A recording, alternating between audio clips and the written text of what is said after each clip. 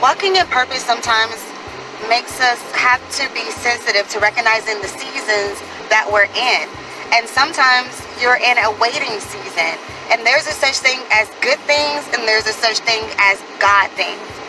When you're waiting, while God has you in a waiting period, don't get discouraged in that wilderness place.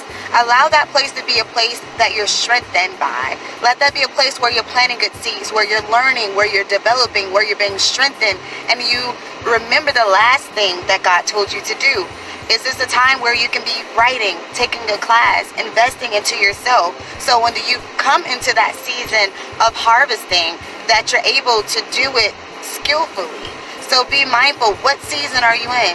Is it time for you to dig deeper? Good things, and the God thing is when the fire meets the match, that is your season to thrive. That is your season to just rejoice. That is a time and a season where God, He's calling us to be responsive to the things that He's called for us to be stewards over. And we having to give an account for that. And so it just seems like it's easy to read, but just imagine what you do in those seasons where you don't really feel like you're hearing God, where there is no fire, where you just have to remember the last thing God called for you to do, and to do those little things, and to be faithful over those things that God has placed inside of our hearts to do.